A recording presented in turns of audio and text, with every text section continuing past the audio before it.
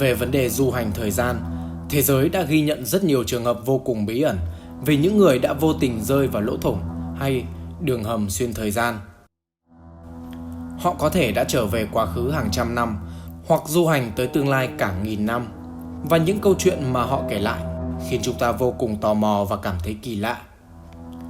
Câu chuyện bắt đầu vào năm 1921 ở Thụy Sĩ. Paul Dirac, khi đó là một giáo sư với lối sống khá khép kín, bất ngờ mắc bệnh viêm não khiến ông rơi vào hôn mê, nằm một năm trời trong điều kiện sống thực vật tại bệnh viện ở Geneva. Mọi người tưởng rằng ông khó lòng qua khỏi, nhưng một năm sau, ông thức dậy và bắt đầu viết một cuốn hồi ký. Trong đó nói rằng, suốt cả năm ông đã tỉnh táo hoàn toàn và đã trải nghiệm một điều gì đó không thể tin được.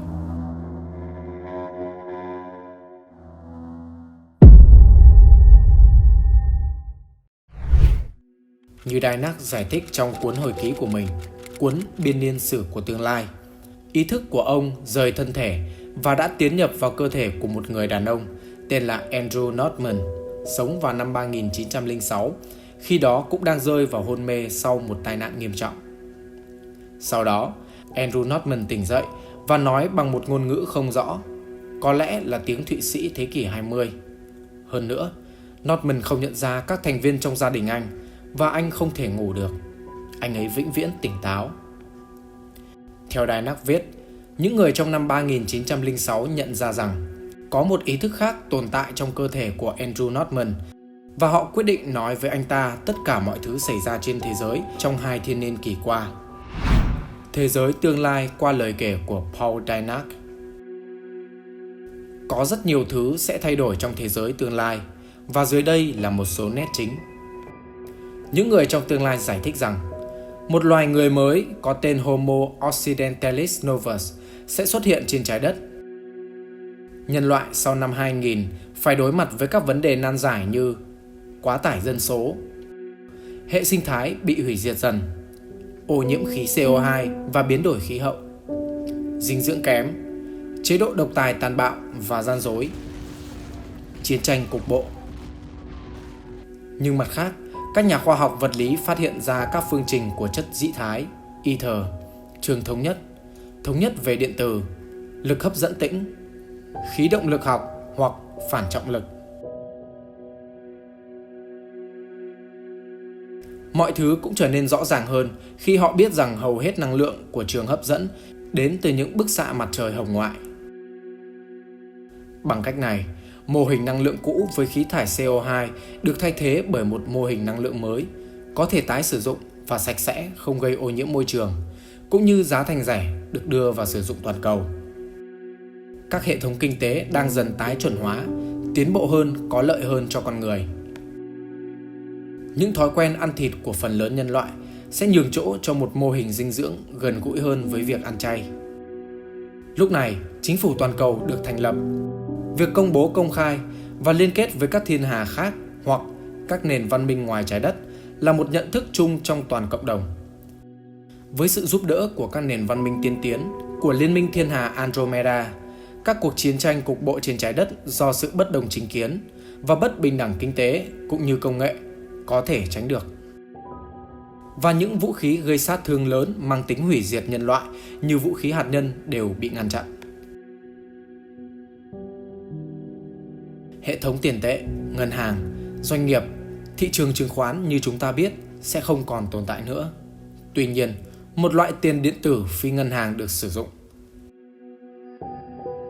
Một số lượng lớn người dân đã khai mở các khả năng tâm linh và trở thành nhà ngoại cảm một cách tự nhiên.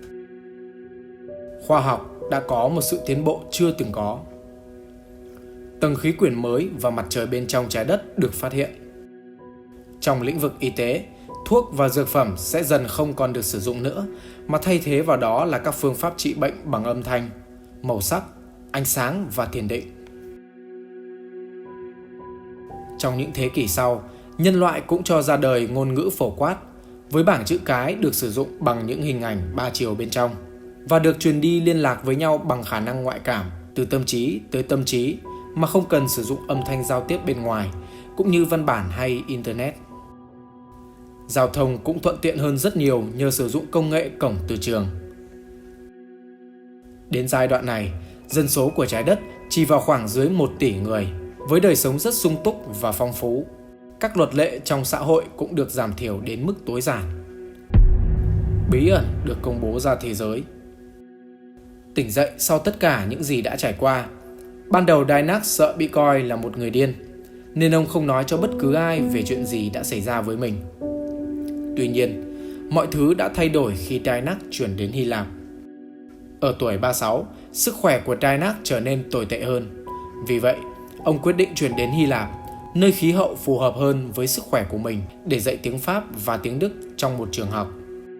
Sau 2 năm, sức khỏe của Dynac chạm đáy và ông quyết định di chuyển một lần nữa đến Ý.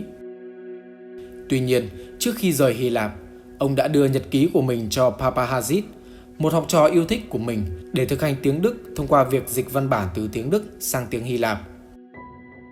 Dynac mất vào năm 1924 vì bệnh lao. Về phần mình, Papahazit dịch văn bản trong khoảng thời gian 14 năm, từ năm 1926 đến năm 1940. Lúc đầu, anh ta nghĩ đó là một cuốn tiểu thuyết, dù là một cuốn tiểu thuyết rất hiếm.